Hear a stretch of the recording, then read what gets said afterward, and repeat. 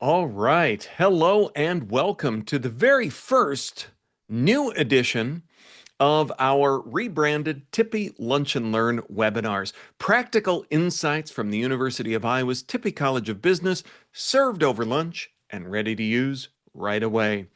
We know many of you are tuning in on your lunch hour, and we're excited to bring you the same great learning experience from our webinars now with a fresh format, new energy, and a few fun twists along the way.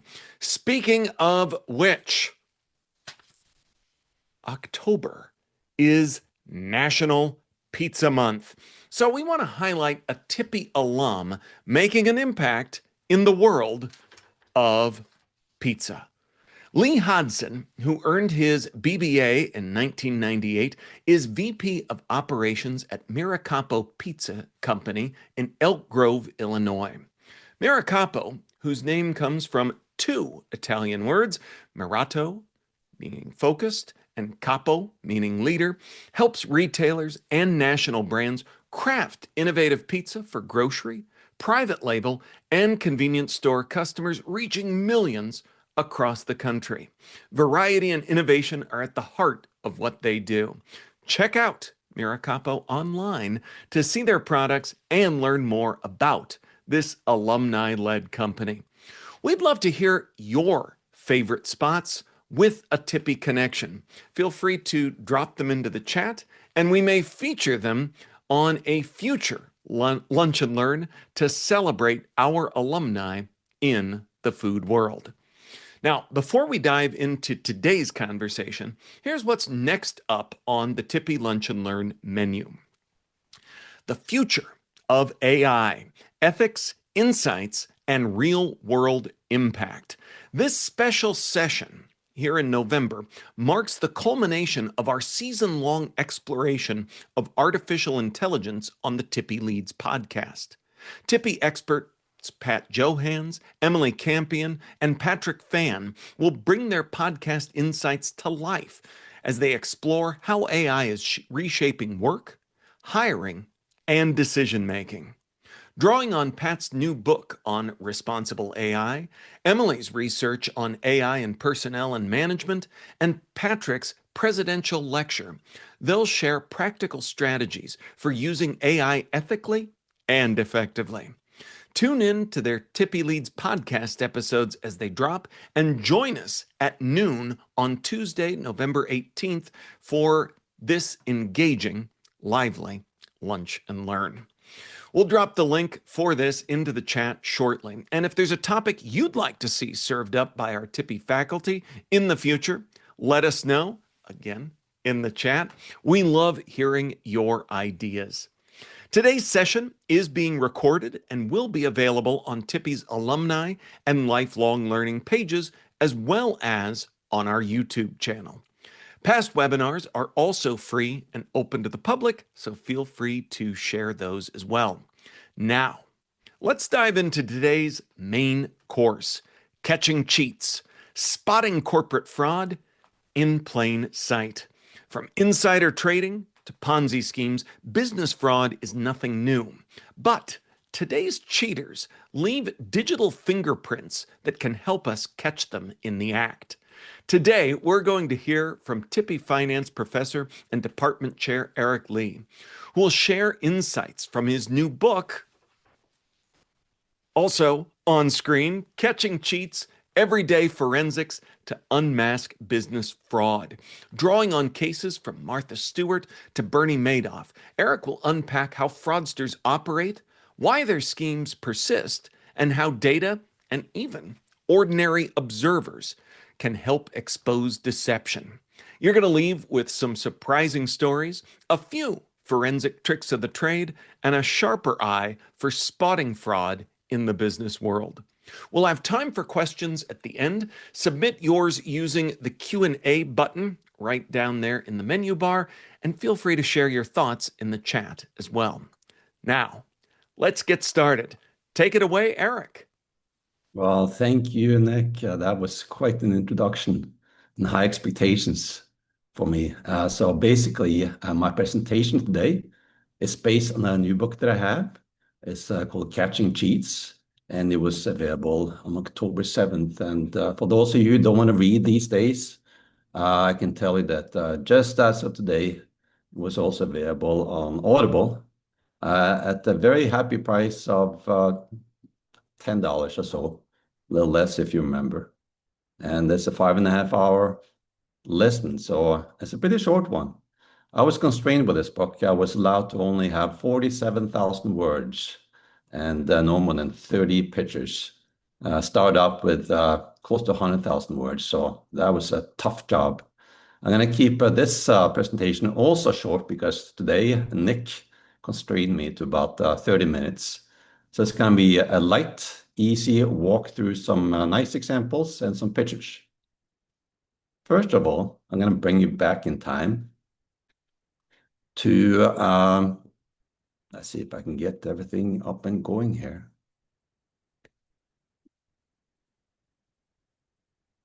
To the year 2000, when Steve Jobs, who was the chief executive of Apple at the time, he received stock options to purchase 10 million shares of Apple common stock.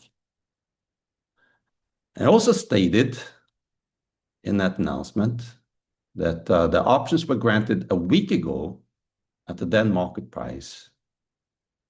And that price then dictated what Steve Jobs would have to pay for the shares if he were to exercise those shares in the future. Now, lucky for him, the price 1 week before was $20 less, meaning that he essentially got a $20 discount if he were to buy those shares at that time. And the total discount amounted to $200 million across all those options. That was pretty lucky for a guy who infamously at the time had a base salary of only $1. Now, it turned out that Steve Jobs was not the only one who was lucky in this regard. A few years after this, I looked at thousands of grants like this, and I found similar patterns repeat themselves over and over again. So when I took all those grants, put a graph together that averaged out these patterns, I found something that looked like this. So you can see a pretty sharp drop in the stock prices on average, about 4% leading up to that grant date, and then it picked up afterward. So when I looked at this, I said, this cannot be luck by itself. How can it be? No one can be that lucky over and over again. And so I was starting to think about other possibilities. There was a study that had been done before this that had found some patterns similar to this, but not as pronounced. And it was suggested that maybe some of the executives were using the predictive power when it came to figuring out what would happen to the price over time when granting themselves options. But I wouldn't buy that either because I don't think executives have very good predictive power regarding the market, nor about their own stock.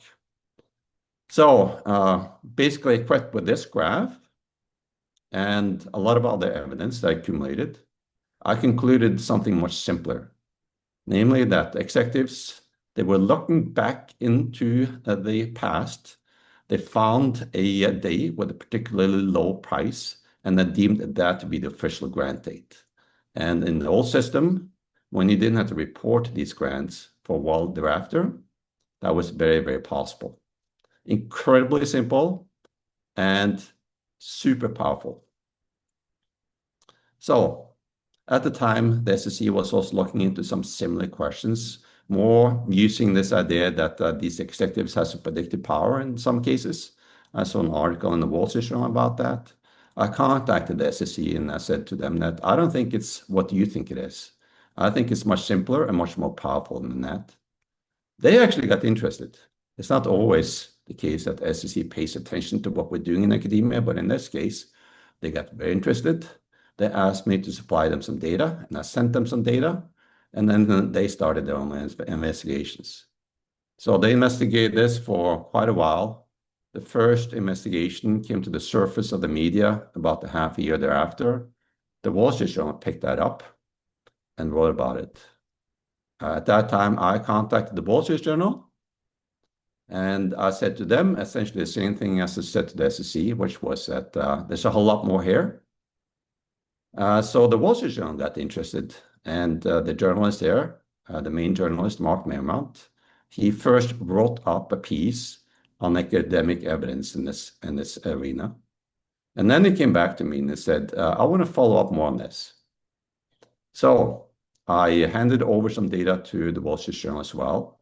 They put together a team of people to investigate this, and they kept on doing that for the next half a year or so until they published a bombshell of an article in the spring of 2006. It was called A Perfect Payday, and I think that it might just be the most popular article that the Wall Street Journal has ever published.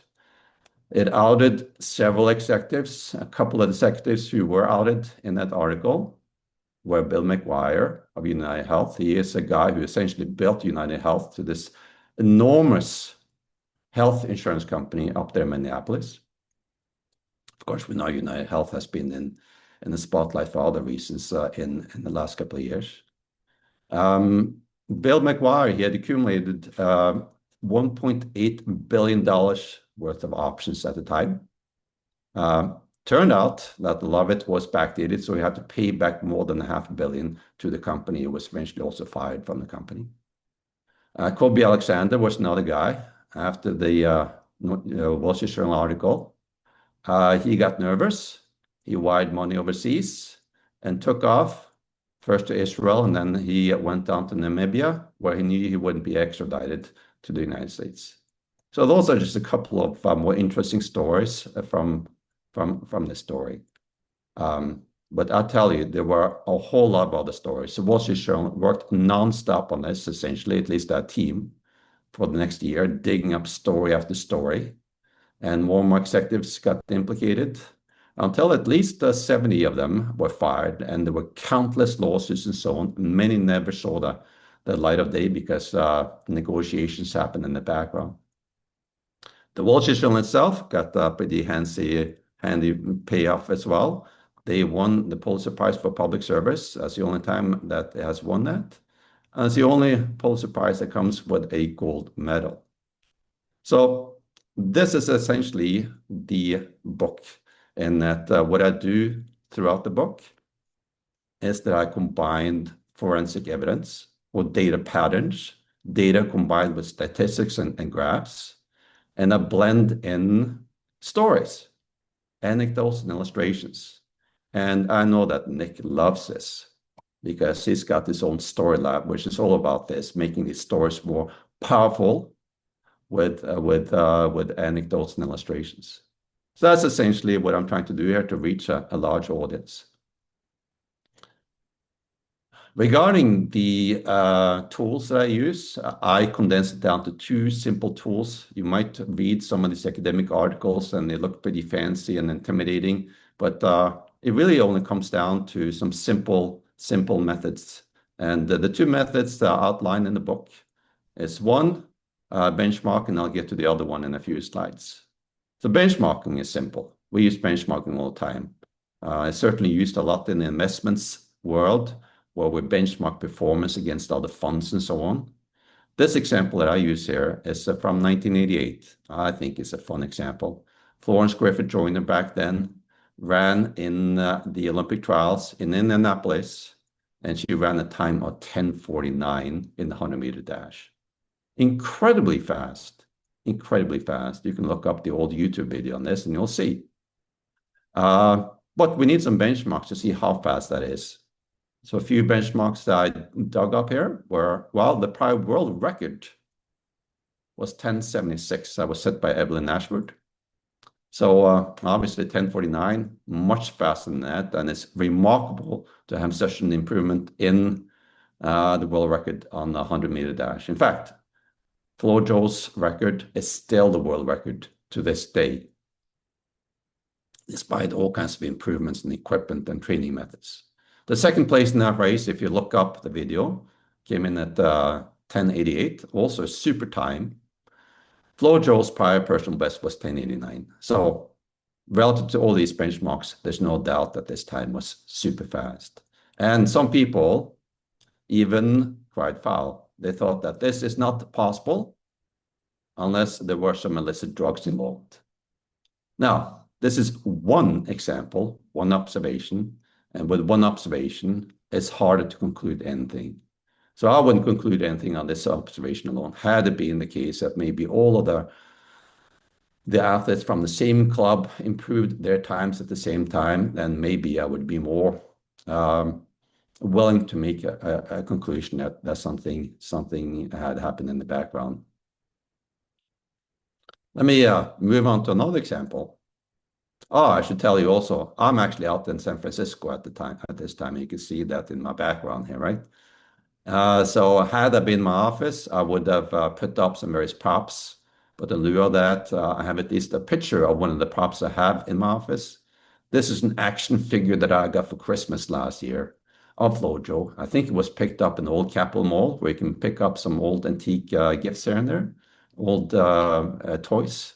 So if you want to come by my office and check that out, along with other cool things that I have in my office, you're free to do that. So let's go north. Let's go to Canada. Some years ago, there were a lot of scandals in the lottery scene in Canada. It turned out that a lot of clerks were accused of stealing winning tickets from customers. So in Ontario, they pulled together some data. They found that the lottery clerks, won more than 3% of the major winnings. Again, we need some benchmarks to see how large of a fraction that really is. So a couple of the benchmarks that were provided. One, the number of clerks in the population, that represents about 1%. To me, that's pretty high. It was surprisingly high, but that would be one benchmark. Another benchmark is how much they spend, because it turns out that the clerks, they spend a little bit more on lotteries than typical Canadian citizen. So then we're up to about 1.5%. So on the basis of that, comparing how much they spend compared to how much they win, assuming that this is all random, right? We're talking about the lottery after all. Then that difference must be due to some kind of fraud. So we couldn't necessarily identify exactly who these clerks were who stole, but it tells you that there was a lot of fraud involved here. Moving down south of the border, incidentally, both of these illustrations are excluded from the book. I have a lot of other examples in the book instead, so this is just sort of a bonus material here. This comes from Boston and regards drug busts. And it's said in that arena that once you kick down the door in this drug bust, you almost always find cash. Well, the Spotlight team of the Boston Globe found otherwise. They looked at the detective trio. They suspected of stealing a lot of cash. And in 33 searches, they apparently only found cash in 7 cases, or 21%. So that's one point estimate right there. So did they steal any cash? Well, we need some benchmarks again. So they looked at the other police units. Among 270 searches in the other units, they found cash in 179 of them. So the point estimate there is 66%. Now, both of these are based on rather small samples, especially for the detective trio. So it's very possible that if you continued this, the estimate would be different. So to deal with that, I also have a distribution. I've shown you the distribution of what the possible estimates were or would be if you were to continue this exercise. And I did the same thing for the other police units. And you can see that they do not overlap at all, meaning that they are truly different from each other. So on the basis of that, we can conclude pretty safely that the fact that the detective trio found less cash than the other police units did not occur by chance. And I would probably take it further and say that the detective trio has probably stolen money in these drug busts, or maybe a more precise conclusion would be that they have stolen more money than the other police units during this period. Let me move to my other main method, which I call the distribution hiccups. It gets to this idea that if you look at the large data set, then the distribution of the data should be pretty even. You shouldn't see a lot of clustering, and you shouldn't see a lot of discontinuities. So an example here is based on what happened to me on the way here to San Francisco. I saw a group of people all dressed in similar t-shirts, same color, same brand, same everything. And I concluded that this couldn't have happened by chance. And I'm pretty sure that they colluded. I'm pretty sure that they agreed ahead of time to all wear the same t-shirt so that they could more easily find each other if they got lost in the airport. Now, this is perfectly legal collusion, but it still is a fun example to me. A more disconcerting arena is what we see in the real estate part. There is when you sell your house, you have to pay a fee to the realtor. And that fee is almost always 5% or 6%. And that's odd, because if you think about it, if this were to be a competitive arena, you have a lot of different products here. You have a lot of different houses. Some are small, some are large. Some are hard to sell, some are easy to sell. So you should see that the fees would be all over the place here. So there was a lawsuit on this last year, and the lawsuit concluded essentially that there was collusion, that the agents were colluding among each other to keep the fees higher than they otherwise would have been. We could have actually done some benchmarking here too. If you were to benchmark these figures to what we see in other markets, for example, in my home country of Norway, you would see that the typical realtor fee there would be between 1% and 2%. So we could use both methods there to conclude that these fees that we charge or that realtors charge in the US realtor market or real estate market, they are just way too high and making these agents way too much money compared to what they should in a more competitive market. I'll move to another example. I think it's a fun example, interesting example at least. This was sent to me by my daughter some time ago. So this shows you the distribution of men's heights in that grayish blue color there. And also shows you what men report the heights to be. And a couple of things jump out there. One is that the orange distribution is shifted a little to the right compared to the bluish one. But even if we were to look at the orange one by itself, it should sort of form a roughly bell-shaped distribution. But to me, what sticks out is what happens right around 6 feet, where there's some clustering, some unusual clustering there. So I think I would conclude on the basis of this, that some men report the heights to be greater than it really is. And we know anecdotally that happens all the time, especially on dating websites. So again, actually evidence based on clustering of data. Okay, I'm going to move to an example I have in the book. This is my last example of some fishy distribution. This comes from inspections of restaurants out there in California. And when inspectors come in to inspect the restaurant, they come with a score sheet with points. You can get up to 100 points. And I would expect that once they've tallied up those points, and they do this over and over again, those total scores would have a pretty nice and even and continuous distribution. As you can see here, that's not the case. You see some clear discontinuities, especially around 90 and 80 points. You see a lot more at exactly 90 than at 89, for example.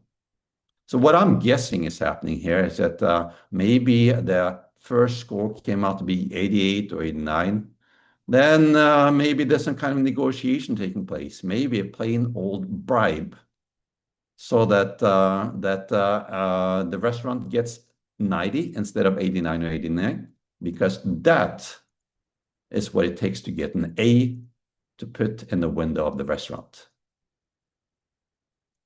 More evidence of that is that the longer this relationship between the inspector and the restaurant owner lasts, that is, the more times the inspectors have been there, the more pronounced this pattern is.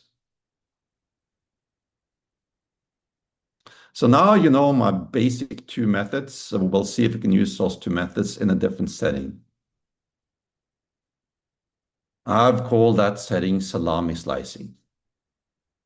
Salami slicing is this idea that you steal a little from a lot of people, so that hopefully each victim will not pay attention to what's happening, will not notice, but it's still across enough people, so that adds up to be quite a bit of money for the thief. So an example would be if you look at bank transactions. The bank transactions might all be rounded down to, say, whole pennies. So what's happening with the residual pennies? Well, if you were able to divert those residual pennies to a separate account, given enough transactions, maybe that would amount to be quite a bit of money. And that's exactly what happened in Superman 3. You see Richard Pryor there on the left. And it also happened in that cult favorite Office Space. You see Ron Livingston repeating that Superman 3 trick in that movie. But I'm going to show you salami slicing on steroids in the stock market. Here it is. It's kind of crazy, but up until quite recently, stock prices were quoted in eighths, in quarters, halves, whole values, or whole dollars and eighths.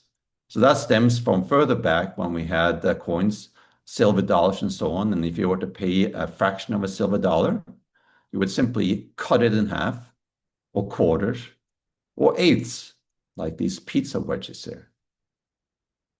So the stock market adopted that arcane system and kept that until the 90s.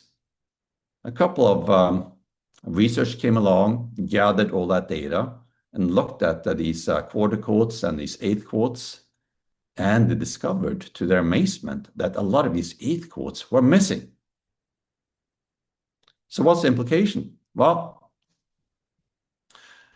if all of these were available, and if you were to say sell a stock, then maybe you would be able to sell a stock at, say, I don't know, take a random price of $7. If you were to buy that same stock, you have to pay a little bit more because some amount goes to the dealer. That's what we call the spread, that difference in what we can sell and buy a stock at. So the next increment up would be 7 1/8, meaning that the dealer in this case would take home 1/8 of a dollar. That's a lot of money for one stock, a lot more than it would be these days. But if these eighth quotes on the bottom there were missing, that meant that the next increment up would be 7 1/4. So the dealer would make a whole quarter for every transaction that they got involved in. So this was happening in the NASDAQ market. That's where these things were missing. Here's essentially what they found. This is the data. So focusing on the NASDAQ market on the left. You see the quarters in bluish gray, and you see the eighths in orange. And you can readily see with a naked eye here that there are far more quarter quotes than there are eighth quotes. And that's not reasonable. This clustering of quotes on quarters is unusual. It's unusual by itself, and we can call this a distribution hiccup.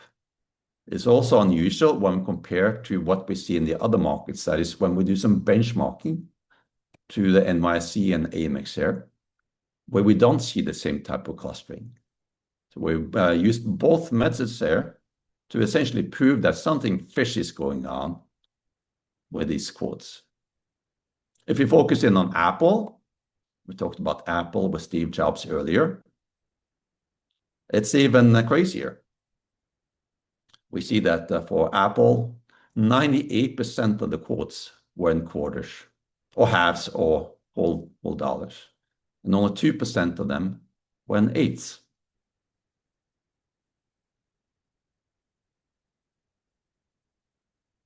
So the two researchers, Bill Christie and Paul Schultz, newly minted PhDs from Chicago, University of Chicago, they wrote up a piece that got a lot of attention. In that piece also, they carefully suggested that this pattern here, or these missing quotes, must be due to collusion among the dealers. And here's what happened. The media picked up on that.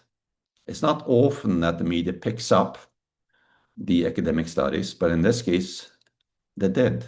The LA Times and the Wall Street Journal reported on this.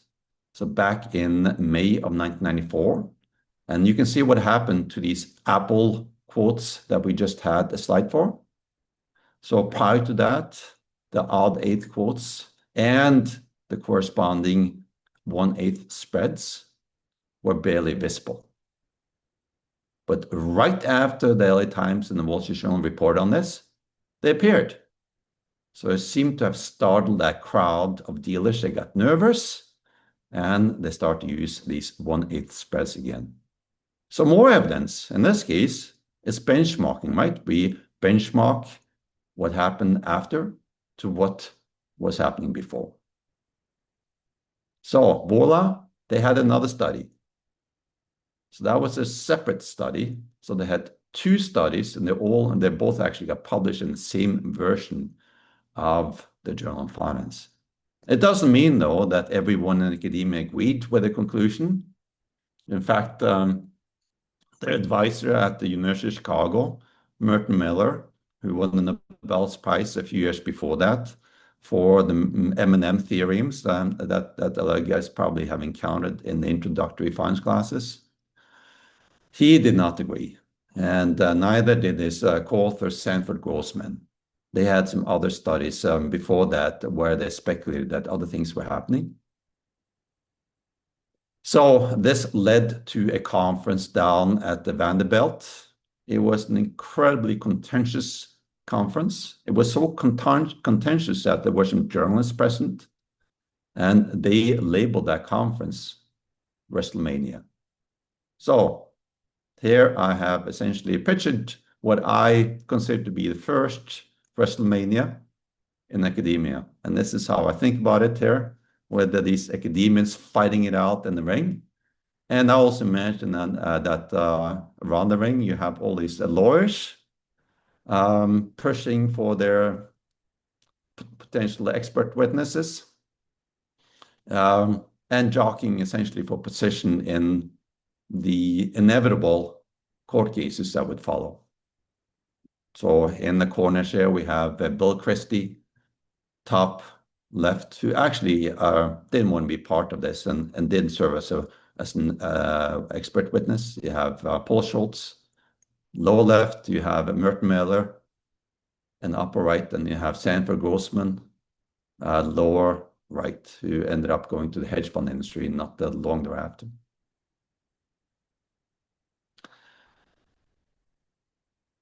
The difference about this particular chapter is that I don't have a lot of stories beyond what happened to these academians. In the other chapters, bringing up a lot of stories. What I do have, though, from the lawsuits, at least, are some conversations that were recorded between dealers across firms. And this is one of these recorded conversations, where it's pretty clear that one person from one firm is calling up another to essentially get everyone in line to keep colluding, keep the system that double the profits for all these individuals. So with the time constraints here, I don't have more time for you. I can tell you that I have a lot of other exciting chapters. I would have loved to have talked about those. I have a chapter on late trading in mutual fund. That was a big scandal that Elliot Spitzer, the so-called sheriff of Wall Street up in the left corner there, cleaned up some time ago. That also led to his demise. He was on track to become potentially the president of the United States before his enemies that he created on Wall Street took him down. There's a chapter on the hedge fund industry and how they misrepresent their performance figures. And that's illustrated here by Bernie Madoff and his collapsing house of cards. I have a chapter for you accountants out there on earnings management, illustrated here with Jeff Skilling and Ken Lay of Enron driving off the cliff like Thelma and Louise. I have a chapter on inside trading. Here we have Steve Cohen being the puppeteer of all of his inside trading traders, as well as one of his New York Mets players, and so on. But that's all I have time for today. So I'm gonna just move it on to the last slide. It has a QR code there. It'll take you to a place to actually to Penguin's site. They distribute the book, which has again links to Amazon and so on, so you can purchase the book. Alternatively, you can come by my office and I'll give you a free book there.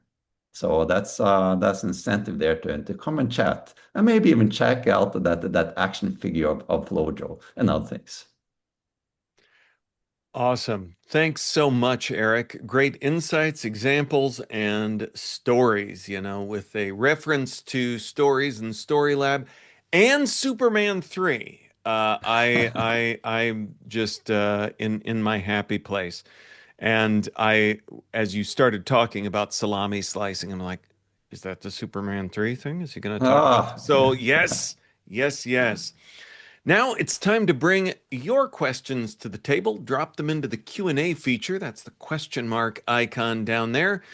And we already have some great ones coming in. The first one came in from our own Todd Hogue, who asks, in cases of financial fraud that are eventually caught, do you believe the final legal settlements are adequate to fully capture the illegal gains?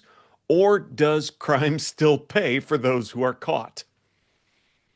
A good question. And Todd, very good friend of mine. So it's I like that he is one who asks the first question.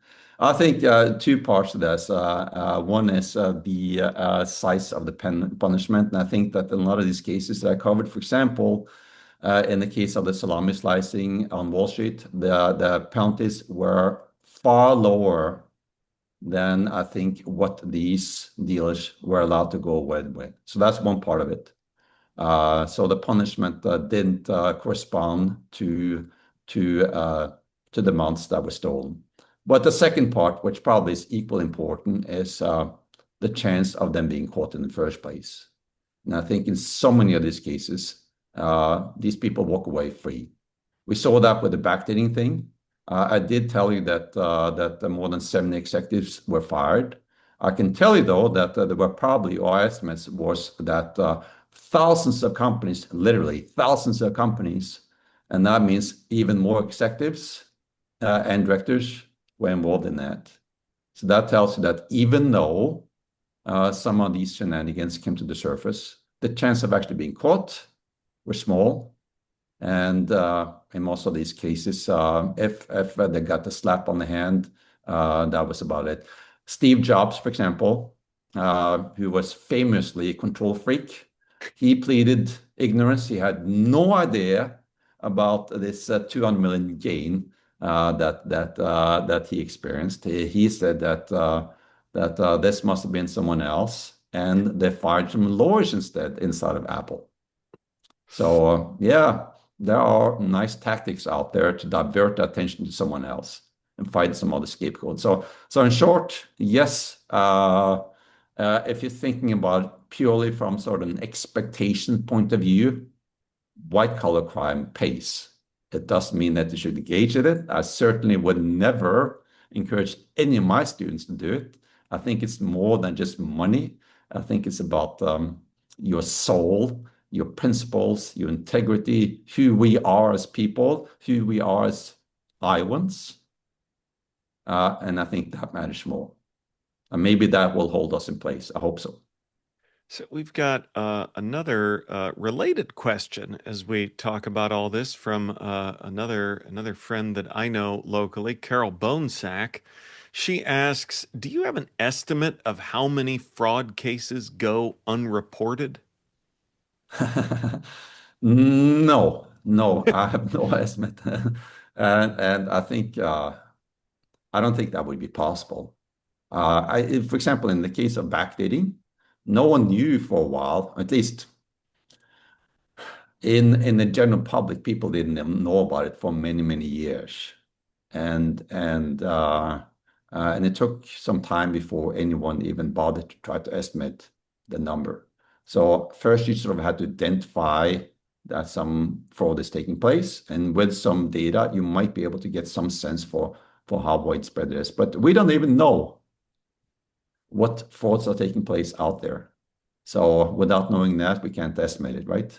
It's it's sort of the what you might call the unknown unknowns out there. Ah, the Donald Rumsfeld concept. Exactly, exactly. It's what we call a Knightian uncertainty in the risk management world. Yeah. Yeah. So Allison Johnson asks, lately we've seen in the news consultation fees used in questionable ways. Any way to identify these sources of cheating? Sorry, I didn't catch that. Consulting fees, Yeah, it's consultation fees. I think that as consultation. as a label used in questionable ways. In what arena? I'm not sure exactly what that refers to.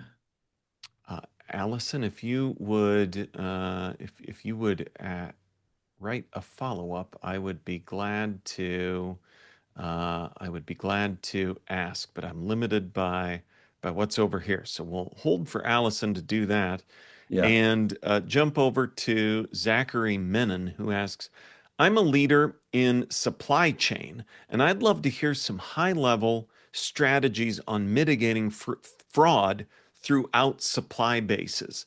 Third-party risk Wow. management is becoming more complicated with companies using AI and new technologies to deliver results. What trends can we see in this area for future fraud prevention?" Well, that's a good question. I've never really worked in supply chain management, but we have similar types of things going on in finance with several layers. For example, when it comes to the insurance sector, we see that insurance companies will reinsure some sense that's going further back. And what we see is also that these reinsurance companies, they escape legislation by going overseas. So that way, they don't have to supply as much information about themselves. And they also don't have to hold the funds that they otherwise should have in the case that there is some systematic claim incident.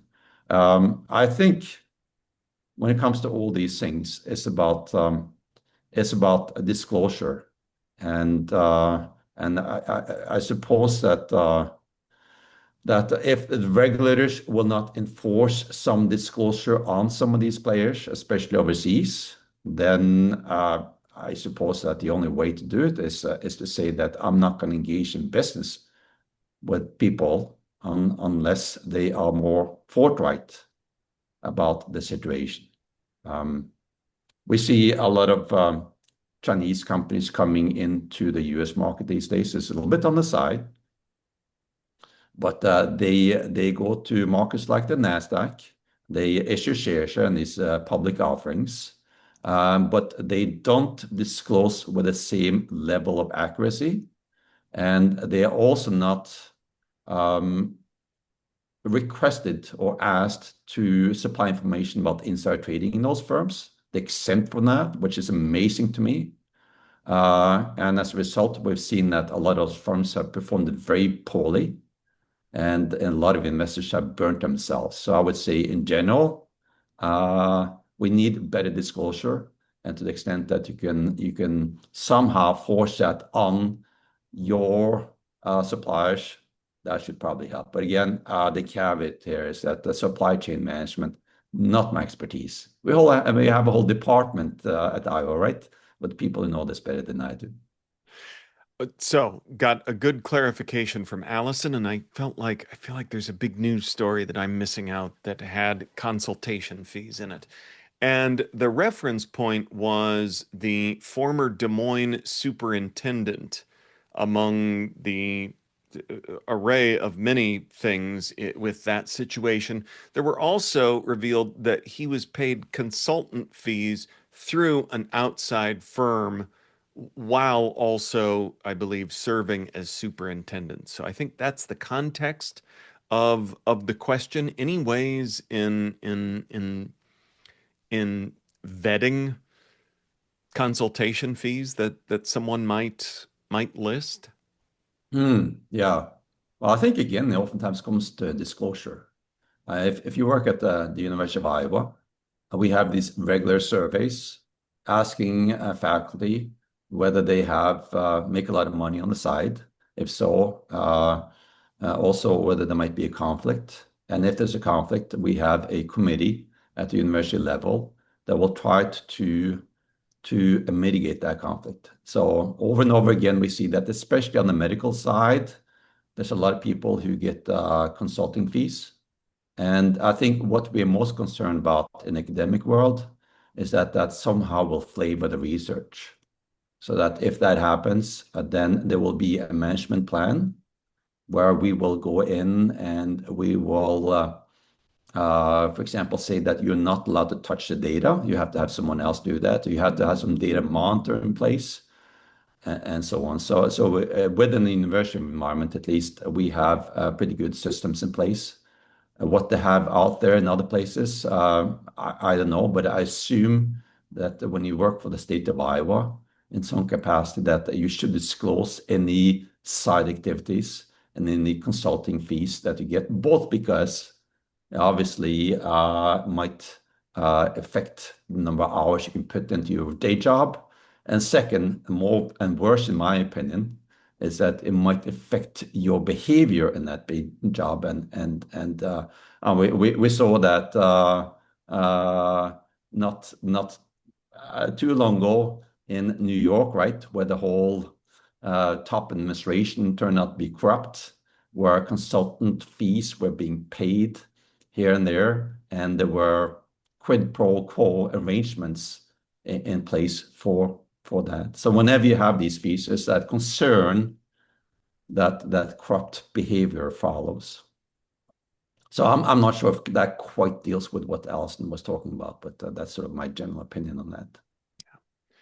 Well, I'm going to take the last question here with our connectivity, as I mentioned earlier, with the Tippy Leads podcast. We always close those episodes by asking our faculty guests for a final, what we call a tip E, a practical takeaway our attendees can apply right away. And we want to do that here on our Lunch and Learns as well. So, Eric, what's one thing you'd recommend our attendees take with them from today's session? Oh, okay. That's a big question. I would say be more aware of what's happening around you and know that there's actually data available to you. For example, about companies, you can go to the SEC's website, EDGAR, and look up all kinds of filings. You can start to request data from government agencies via these so-called FOIA requests, and it's amazing all kinds of information that you can get there. So that's kind of fun to play with. I can also tell you that there might be something in it for you if you do that. There's essentially bounty money available for those people who can help the government get their money back from fraudsters. As an example, we now have billions of dollars about to be paid out to farmers who were hurt by these tariffs, right? Talking about maybe $10 billion. And we know from the past that a lot of that money is not going to the good family farmers that should have the money who've been truly hurt by this. There are a lot of fraudsters out there. If you look around within the state of Iowa and you can identify any of these cases, you can actually file a lawsuit on behalf of the government, and you'll get some between 10 and 30% of whatever you can take home for the government in that case. So, and I think that sort of fits with a general trend line these days of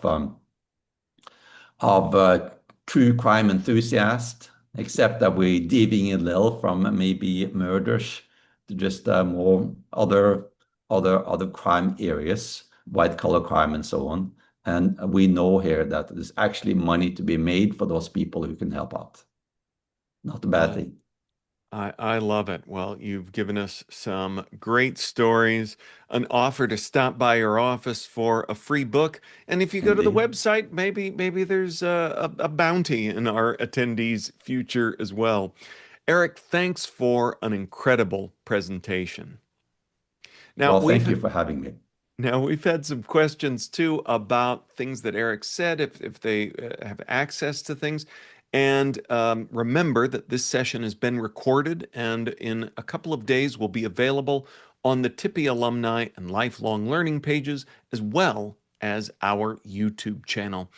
Be sure to join us next month for The Future of AI, Ethics, Insights, and Real World Impact, featuring Tippy experts Pat Johans, Emily Campion, and Patrick Fan. A smart look at how to use AI responsibly and effectively as we enter the new year. That's coming up on Tuesday, November 18th at noon. The sign up link is in the chat. On behalf of everyone at Tippy, thanks for joining us, and go Hawks.